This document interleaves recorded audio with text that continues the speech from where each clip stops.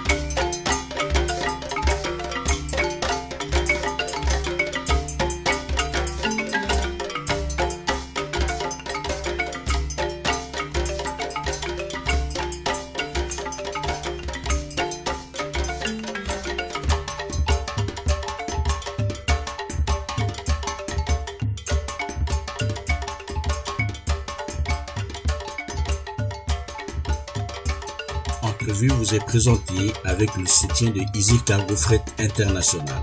Le monde est à vous. Merci de nous rester fidèles et de nous suivre sur différentes plateformes. N'hésitez surtout pas à partager cette vidéo sur YouTube pour nous permettre une meilleure visibilité. N'hésitez pas non plus à vous abonner à notre chaîne. Notre invité Patrick Mbeko revient sur l'adresse à la nation du président Félix Antoine Tshisekedi, diffusée sur les antennes de la télévision nationale le dimanche 8 septembre dernier. Pour lui, mis à part la musique de fond qu'il a appréciée, cette intervention est une médiocre opération de communication. Bonne écoute à tous. Patrick Mbeko, bonjour. Bonjour, Edouard. Merci d'accepter de répondre à nos questions. Je veux rapidement vous présenter. Vous êtes journaliste d'enquête, politologue. Vous êtes auteur de plusieurs ouvrages. Nous allons en citer quelques-uns. Stratégie du chaos et du mensonge, poker menteur en Afrique des Grands Lacs, co-signé avec Honoré Ngwanda. Vous avez aussi publié Le Canada et le pouvoir Tutsi du Rwanda, 2 décennies de complicité criminelle en Afrique centrale, aux éditions de l'Érablière. Et votre dernier ouvrage en date, si je ne me trompe pas, s'appelle Objectif Kadhafi, 42 ans de guerre secrète contre le guide de la Jamaïria arabe libyenne. Vous êtes politologue, je l'ai dit tantôt, et vous êtes un observateur attentif de relations internationales, mais aussi de la vie politique congolaise. Et c'est pour ça que nous vous invitons aujourd'hui, parce qu'il y a 2 jours, le dimanche soir, le président Félix Antoine Tshisekedi s'est adressé à la population congolaise via la télé. L'annonce a été faite à 20h. Nous allons écouter quelques minutes le discours du président Tshisekedi et ensuite nous allons, au-delà des passions, essayer d'analyser objectivement ce qui a été dit et essayer d'en tirer les conclusions qui s'imposent. Donc on va écouter ce discours et je reviens à vous dans quelques minutes. Frères et sœurs congolais, lorsque je suis arrivé au pouvoir, le pays était dans une situation de crise. À la suite d'une longue période d'instabilité politique et d'incertitude, l'élection présidentielle qui a consacré notre victoire, votre victoire, continue de susciter beaucoup d'espoir partout dans notre pays et même au-delà de nos frontières. Le jour de mon investiture, je vous ai bien entendu me rappeler « Félix, Papa Lobaki, le peuple d'abord ». Les défis de notre pays sont immenses. Les problèmes sont multiples, mais il n'est pas impossible d'y remédier et de commencer ainsi à changer les choses, à changer notre mode de vie en société. Pour engager le changement, dans le contexte politique particulier de la période après l'investiture, nous avons commencé à travailler avec les moyens à notre disposition. Pourquoi ? Parce que face au désir ardent de changement immédiat qui traverse tout le pays, nous avions décidé de ne pas croiser les bras en spectateurs passifs. Pourquoi ? Parce que quand on veut changer les choses, on n'attend pas de réunir toutes les meilleures conditions. Nous avons lancé le programme des 100 jours. Ce programme ne va sûrement pas résoudre tous nos problèmes en quelques mois, mais il est un début de solution. Nous avons commencé à doter nos villes de certaines infrastructures routières et d'apporter les réponses dans la production agro-industrielle ainsi que dans le domaine de la santé et dans bien d'autres. Nous avons ouvert plusieurs chantiers un peu partout. Ces chantiers, une fois finalisés, vont soulager déjà quelques-uns de nos problèmes. Certains d'entre nous pourront ainsi rentrer plus tôt chez eux et sans subir le stress des embouteillages, ou voyager plus facilement d'une ville à une autre, ou évacuer plus rapidement leurs produits et les acheminer vers d'autres marchés pour les vendre plus vite.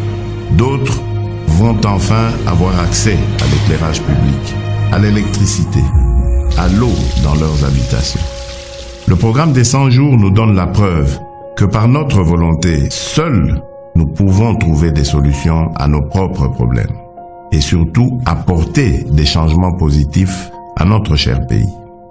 Le grand changement que nous attendons, le changement que vous souhaitez, ne sera possible que si chacun de nous tous, Congolaises et Congolais, adopte la même attitude responsable face aux problèmes et défis qui sont les siens, qui sont les nôtres. Le vrai changement commence par chacun et chacune d'entre nous. Nous devons changer et incarner le changement partout où nous sommes pour que le pays évolue. Aussi petit soit l'impact de l'action que vous pouvez prendre là où vous êtes, elle reste importante pour atteindre l'objectif, le changement. À ceux qui sont responsables de la gestion des affaires publiques, le premier signe visible du changement sera celui de votre comportement, de votre compétence dans la gestion de la mission qui vous est confiée par le peuple congolais. Nous sommes au service exclusif des Congolaises et des Congolais. Sachons désormais travailler pour le changement de notre pays. Mes chers compatriotes, chers frères et sœurs, je rêve d'un Congo meilleur. Nous avons le devoir de construire un Congo meilleur où tous les enfants, filles et garçons, ont droit à l'éducation, à la santé. Un Congo où aucun enfant ne dort dans la rue ni ne meurt de faim. Un Congo où toute personne orpheline, veuve, vulnérable ou vivant avec handicap est accompagnée par les institutions de l'État. Un Congo débarrassé de la haine et du tribalisme. Un Congo où nos femmes ne sont plus violées tous les jours. Un Congo où il n'y a plus de guerre. Un Congo où il n'y a pas une province contre une autre province. Un Congo où il n'y a pas ceux de là-bas et ceux d'ici. Un Congo où il n'y a pas ceux d'une église contre ceux d'une autre église. Un Congo où il n'y a pas un camp politique contre un autre camp politique. Je veux un Congo où il n'y a qu'un seul camp, le camp des Congolais unis et fiers de notre riche diversité. Un Congo de changement des mentalités. Nous avons le devoir de porter le grand rêve et de redonner de la grandeur à notre pays. De bâtir un Congo debout et digne, un Congo des travailleurs responsables, vigilants et gardiens de nos lois. C'est le Congo que je veux pour nous tous. C'est ce Congo-là, notre Congo, pour lequel vous m'avez donné le mandat. Ce Congo est possible si nous acceptons de changer dès à présent. Oui, ce Congo est possible. Que Dieu bénisse la République démocratique du Congo.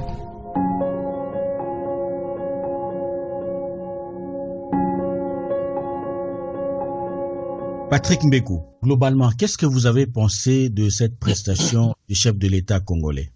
En tout cas, la seule chose que j'ai appréciée, c'est la musique de fond. Pour le reste, je pense qu'il n'y a rien de nouveau sous le soleil. On a assisté à une communication qui, de mon point de vue, était très, très mal ficelée. On n'apprend pas grand-chose et ce qui est surprenant, c'est que M. Félix Tshisekedi nous parle d'une demande aux Congolais de changer de mentalité alors qu'il est lui-même empêtré dans une affaire de détournement de fonds sur lequel, je crois, nous reviendrons. Votre premier commentaire est intéressant. Vous dites n'avoir apprécié que la musique de fond. on est là dans l'esthétique, dans le ressenti, dans les sentiments.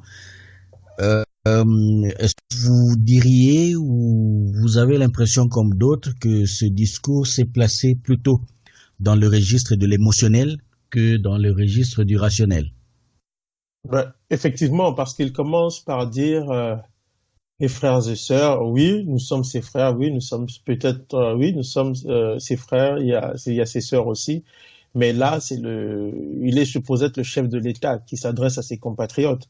Donc, on est dans le registre de l'émotionnel et pardon, et ça ne marche pas pour quelqu'un qui est à la tête du pays. Ça fait quand même 8 mois que Félix est là et on a l'impression, en l'écoutant, d'ailleurs en écoutant sa dernière sortie, qu'il n'a pas encore endossé le costume de président de la République. Mes frères et sœurs, c'est bien, mais c'est d'abord compatriote, parce qu'il est le chef de l'État, même s'il est arrivé au pouvoir dans les conditions que nous savons. Je pense qu'il doit se faire à l'idée qu'il est maintenant à la tête du pays et non continuer à jouer sur les émotions. Voilà. À vous entendre parler, vous avez l'impression qu'il n'a pas encore mis son costume de chef de l'État, c'est ça? Non, pas encore. Il n'a pas encore mis son costume de chef de l'État. C'est très clair et on peut le voir dans sa sa façon de se comporter depuis qu'il est arrivé là, depuis janvier 2019. Félix se comporte toujours comme cet opposant de l'UDPS, ou en tout cas ce militant de l'UDPS là. Ce n'est pas un chef d'État et on le voit. Ses sorties, ses discours, ses postures reflètent non pas l'image d'un chef d'État, mais bien d'un militant de parti.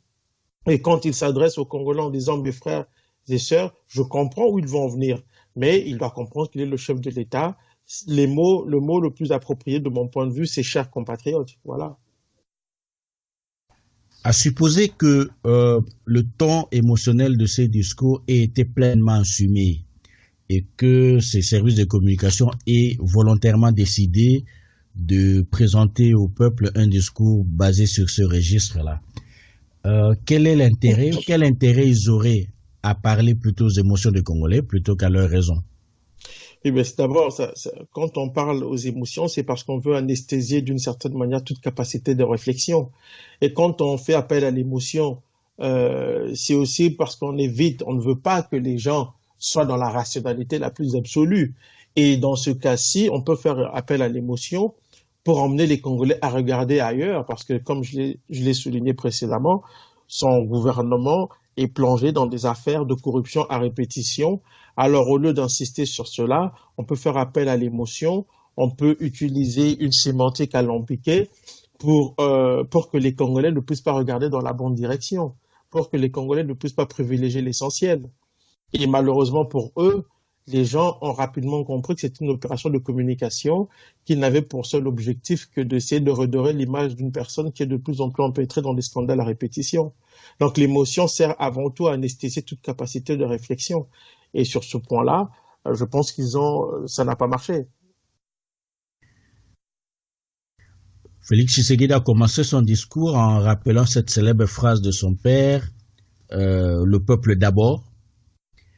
Au moment où il y a ce scandale autour de 15 millions, est-ce que cette prestation pourrait faire partie d'une stratégie pour détourner le public de ce scandale qui n'en finit pas depuis quelques semaines? Est-ce que c'est une sorte d'écran de fumée qu'on lance dans l'opinion publique? Bon, depuis le début, ils ne font que ça. Depuis le début de la mandature de Félix, on assiste à ce genre d'opération qui, du reste, est très mal montée. En tout cas, la dernière opération est très, très mal montée. Quand on passe, on rappelle les 100 jours parce que, on rappelle le bilan des 100 jours, ceci, cela, et parallèlement à cela, il y a des scandales. Bon, il y a un problème. Quand vous dites le peuple d'abord, c'est une bonne chose. Mais comment voulez-vous que l'on prête foi ou que l'on accorde le bénéfice du doute à un gouvernement de 65 ministres, à une présidence qui a plus de 100 conseillers, à un pouvoir qui est empêtré dans des scandales de corruption à répétition. Le peuple d'abord, les slogans, c'est comme un peu faire appel à l'émotion. Ça sert à détourner de l'essentiel. Et malheureusement, on assiste à ça depuis l'arrivée de Félix au pouvoir. Le président de la République a essayé de faire une sorte de bilan. On va y revenir tout à l'heure, mais je voudrais qu'on parle pour l'instant un peu de la forme de ce discours-là. C'était une adresse à la nation du président de la République, mais nous n'avons pas vu de drapeau ni d'armoirie du pays. On a eu l'impression qu'il se faisait filmer dans son salon. Il s'est adressé aux Congolais en disant nos frères et sœurs, on l'a dit, chers frères, chères sœurs, on l'a dit tout à l'heure. Il y avait une musique de fond que vous avez appréciée apparemment. Et donc on était très loin de la prestation solennelle d'un président de la République. Et sur Twitter, j'ai vu une discussion entre journalistes où on faisait remarquer que la prestation du président manquait de solennité. Et Tina Salama, qui travaille dans le service de communication du président de la République, a répondu en disant « C'était une posture assumée, nous voulions que ce discours soit convivial ». Qu'est-ce que vous en pensez? Non, bon, il y a un problème d'amateurisme au sommet de l'État. Et quand on commet une erreur, quand on fait une erreur, on l'assume. C'était juste une erreur. Il y a beaucoup d'amateurisme. Convivial, ce n'est pas... Si on mettait un drapeau, la discussion ou l'échange n'allait pas être convivial, ou la vidéo n'allait pas être conviviale, ou ça n'allait pas créer un climat de convivialité entre Félix Tshisekedi et les Congolais. C'est un argument aussi idiot, pardon, excusez-moi, mais c'est un argument qui est très idiot. Le problème, c'est qu'ils n'ont pas pensé à ça. Ils ont fait les choses comme d'habitude, comme des amateurs. Ils nous ont habitués à ça, qu'ils assument. Il n'y a pas de drapeau. La posture était problématique. La musique de fond était problématique. Moi, je l'ai apprécié. Ben, après, par rapport à l'événement, je trouve qu'il n'était pas approprié. Je crois qu'il faut apprendre à se regarder, à se remettre en question. Quand on fait des erreurs, on essaie de les corriger. Que de s'enfermer dans un dogmatisme imbécile, comme ils ont pris l'habitude de nous habituer. Là, c'est ça le problème. Cette sortie était problématique à tout point de vue, autant sur le plan de la forme que du fond. Il y a un problème là. Il y a un problème. Si des gens à la présidence sont incapables de monter une opération de communication aussi simple, imaginez-vous quand il est question de traiter les affaires les plus importantes de l'État. Parce que c'est comme ça que tu le vois. Quand on voit un tel niveau d'amateurisme, qu'est-ce qu'on peut attendre d'un tel gouvernement? On va dire, oui, c'est l'équipe de la communication, mais depuis janvier, on assiste qu'à ce genre de choses. On a vu Félix Tshisekedi aller inaugurer une passerelle de 30 mètres quand même. Avec plus de 60 personnes, il y avait les mêmes là qui faisaient de la communication, qui nous présentaient ce petit pont-là en nous disant, voilà, ça fait partie des... Il y a un problème. Il y a un problème. On n'a pas des professionnels autour de Tshisekedi. Il n'y a pas de professionnels autour de Tshisekedi. Donc pour moi, cette vidéo est à l'image des gens qui gravitent autour du pouvoir actuel. Pourtant, dans ce service de communication, j'ai cité Tina Salama, c'est une journaliste, une ancienne de Radio Okapi, si je ne m'abuse. Il y a Kasongo Mwema qui est professeur de journalisme et qui a été sur RFI, un ancien de la RTNC. Qu'est-ce qui peut expliquer que avec des gens comme ça qui sont techniquement formés pour faire ce travail, on en arrive à des résultats que vous jugez pas à la hauteur? Ben, vous savez, je pourrais vous répondre peut-être une digression de ma part, vous allez m'excuser. Ben, je pourrais dire qu'autour de Kabila, il y a des grands professeurs d'université et puis on a les résultats qu'on a. Le problème, on peut avoir quelqu'un qui est passé par Radio Okapi ou un monsieur qui est un ancien journaliste d'RFI. Cela n'enlève en rien le fait qu'on peut voir que ces gens-là, en tout cas, depuis qu'ils sont autour de Félix, ils n'ont pas apporté quelque chose de plus consistant. Ça, c'est mon point de vue. Et puis, il faut comprendre aussi que la communication évolue. La communication des années 90 diffère de la communication des années 2000. La communication du début des années 2000 diffère de ce qui se fait aujourd'hui avec l'émergence des réseaux sociaux, par exemple. Et ça ira en évoluant même demain, parce que la communication d'aujourd'hui ne sera nécessairement pas la communication de demain. Alors, si ces gens-là ont évolué dans un système passé qui ne reflète pas les réalités d'aujourd'hui, ne vous attendez pas à ce qu'ils fassent des miracles. Ils vont faire ce qu'ils savent. Et ils évoluent dans un environnement qui est quand même assez médiocre. Quand moi je vois le vieux Moïse, certaines de ses interventions pour justifier certaines âneries que je vois là à la présidence, je me dis, bon, il y a plus d'espoir pour ce pays, même si nous devons continuer à espérer. Il y a tout ça qui entre en ligne de compte. Quelqu'un qui était à Radio Kapi et qui se justifie en disant, bon, on n'a pas mis le drapeau pour des raisons que vous avez avancées tantôt, ça pose problème quand même. Donc pour moi, le fait de faire Radio Kapi ne veut rien dire. Moi, ce que je veux voir, c'est la manifestation d'une expertise avérée. C'est ça qui est le plus important. Et c'est ce que j'aime chez les Nord-Américains. Ce n'est pas de me dire que oui, moi j'ai fait ça, moi j'ai tel diplôme. Montre-nous ce que tu es capable de faire. Pour l'instant, l'équipe de communication est médiocre. Voilà. Je rappelle que notre invité s'appelle Patrick Mbeko, politologue, auteur et écrivain. Et vous êtes sur afropanorama.com, vous écoutez Entrevue. Patrick Mbeko, parlant de son programme de 100 jours, le président Tshisekedi a dit, entre autres, que ce qu'il a fait est un début et on va arriver à des résultats du genre que des personnes pourraient arriver à la maison à temps et n'auraient pas à affronter des embouteillages. Il y aura de l'eau potable à la maison, de l'électricité. Globalement, qu'est-ce que vous pensez que ce programme de 100 jours a apporté ou va apporter au pays? Bon, on doit déjà dire à apporter parce qu'on a parlé des 100 jours et les 100 jours sont passés. Maintenant, on peut dire qu'il y a eu des petits pas qui ont été faits. On ne peut pas non plus dire qu'il n'y a rien qui a été fait. Ça sera très malhonnête de ma part. Ils ont essayé de faire quelques petites choses, mais au regard des enjeux, au regard des défis, au regard de la problématique, de la pauvreté, au regard de tout ça, je pense que c'est une goutte d'eau dans l'océan. Et puis, on a constaté aussi que les 100 jours ont plutôt permis aux tenants du pouvoir actuel de détourner des millions de dollars de fonds publics. C'est-à-dire qu'on s'est appuyé sur la misère des Congolais pour les dépouiller,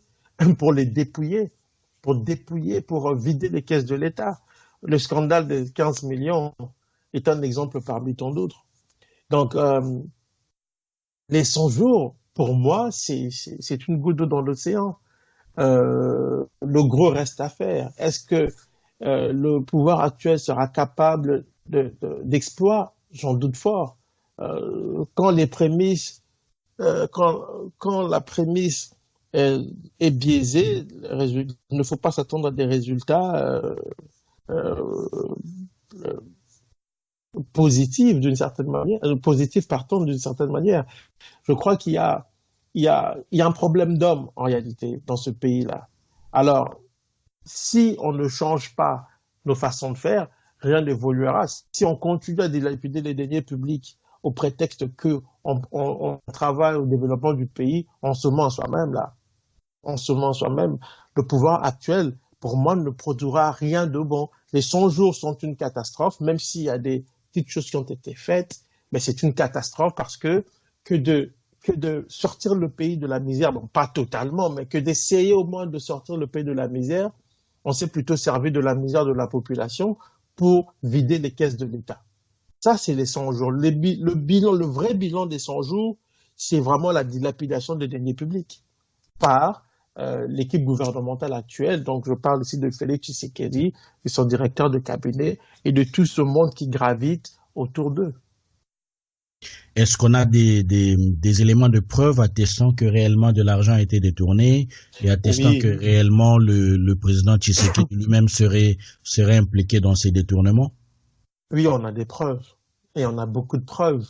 Il faut dire que, à la différence de ce qui se faisait avec Kabila, où l'information fuitait, mais à à compte-gouttes avec les Tshisekedi, c'est vraiment c'est quotidien. On reçoit tous les jours des appels, on reçoit des documents. Et il y a des choses qu'on ne dit pas simplement parce qu'on veut protéger des sources, parce qu'on ne veut pas que les gens aient des problèmes. Mais même, on a vu, même sur les réseaux sociaux, des documents circuler qui attestaient de la manière dont les choses sont en train de se faire là, hein, au sommet de l'État. On a vu la note signée Vital Kamerhe qui demandait à la Banque centrale de décaisser 2 500 000 $ pour le mausolée, le feu de Tshisekedi. Tout ça pose problème. On a vu des documents sur des contrats de gré à gré. On sait à qui ça a été destiné. On a tous les éléments, on a toutes les preuves.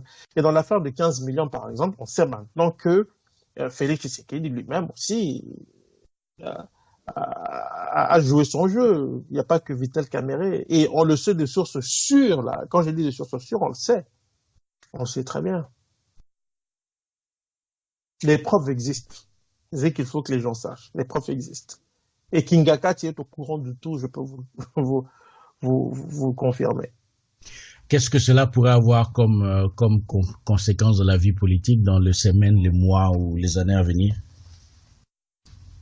Mais d'abord, les démons de la farce, ce sont les Congolais.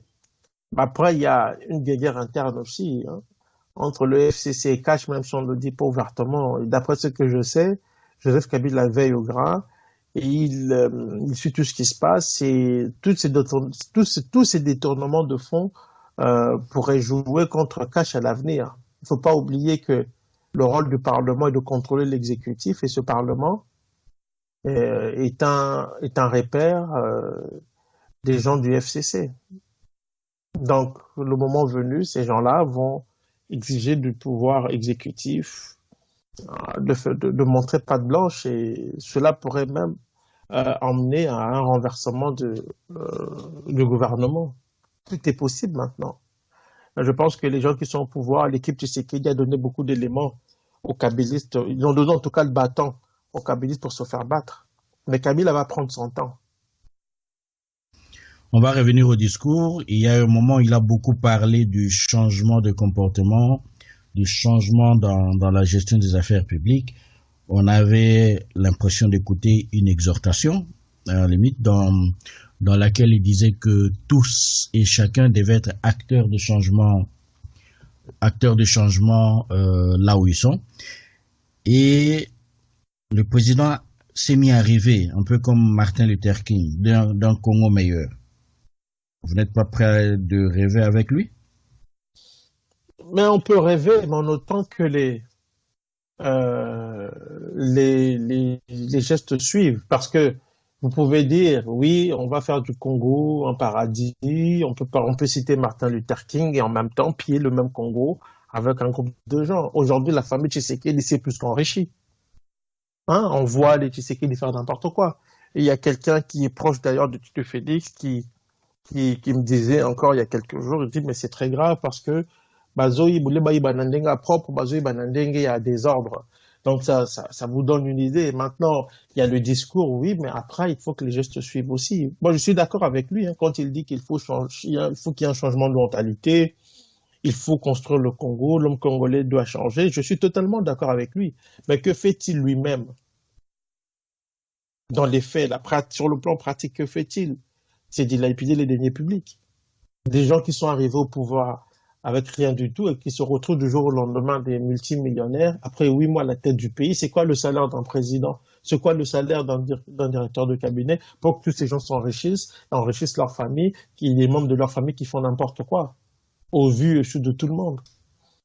Le discours, c'est bien, mais il faut que les gestes suivent et pour l'instant, ça ne suit pas.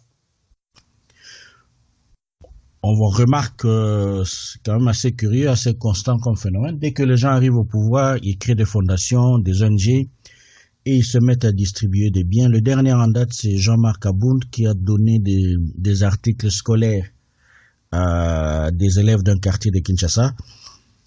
C'est vrai que chez nous, on n'a pas trop tendance à... Même si les gens posent des actes de générosité, entre guillemets, c'est quand même intéressant d'avoir une traçabilité de cet argent.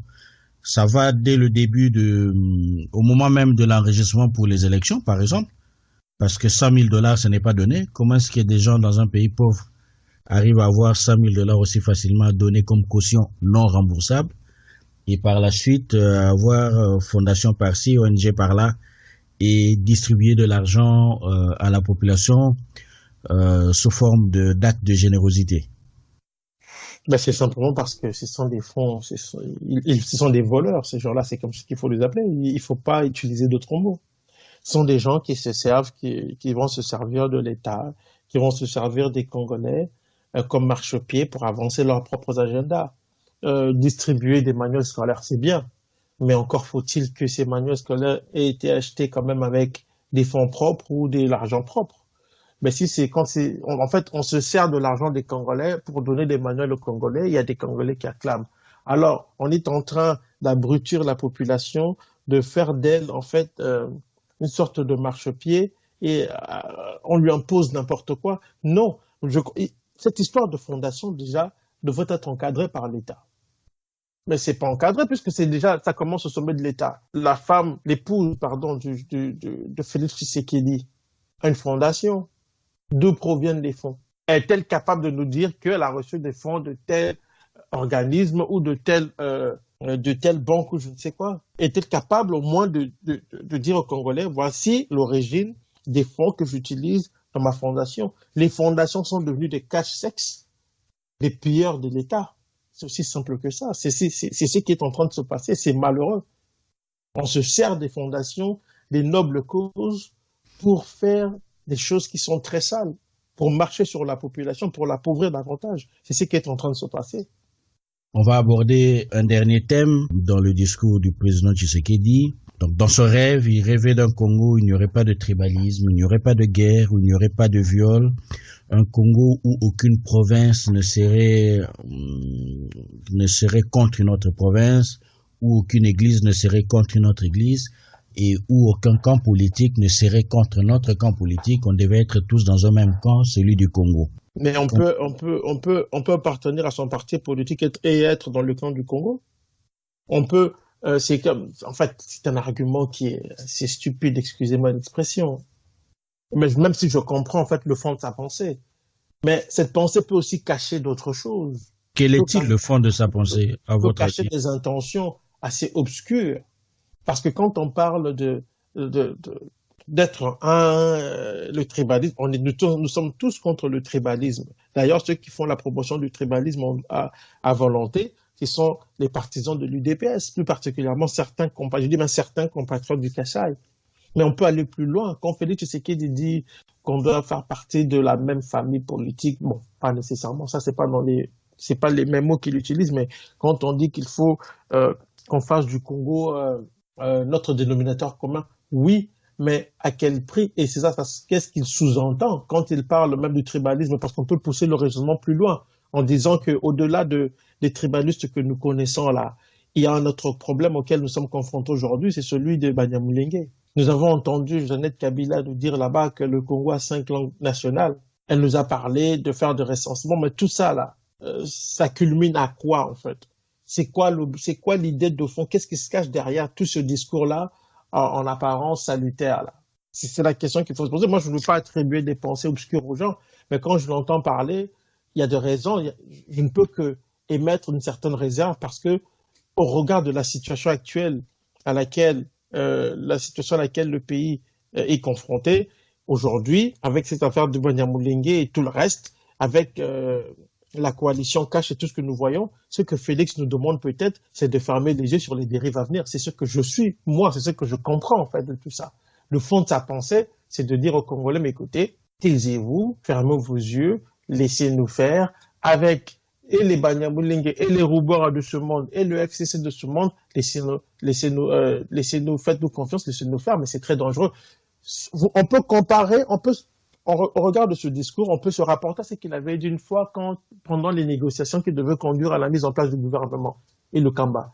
Qu'est-ce qu'il avait dit par rapport aux FCCistes? Il avait dit, il se pourrait que vous voyez des visages, mais ne regardez pas le visage des gens et tout ça, essayons de travailler, on va travailler, je veux m'assurer.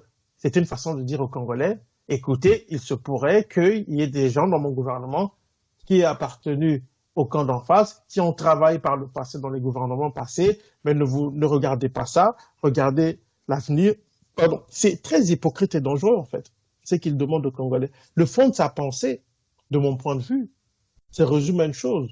Taisez-vous, laissez-nous faire avec ceux qui ont détruit le Congo et ceux qui continuent de détruire le Congo. Au final, Patrick Mbeko annonce à la nation, spot de campagne ou opération publicitaire à faible coût? Je dirais manœuvre de communication d'une médiocrité remarquable. Patrick Mbeko, merci d'avoir accepté de répondre à nos questions. Amis auditeurs, merci d'avoir été à l'écoute. Nous recevions Patrick Mbeko, politologue et auteur de plusieurs ouvrages, notamment le dernier concernant le président Kadhafi. Je vais citer son titre, Objectif Kadhafi, paru aux éditions Libre Pensée. Patrick Mbeko, merci. Et à ceux qui nous écoutent, merci de nous rester fidèles. Ceux qui nous suivent sur YouTube, n'hésitez pas à liker notre vidéo et à partager, ce qui nous permettrait d'avoir un meilleur référencement.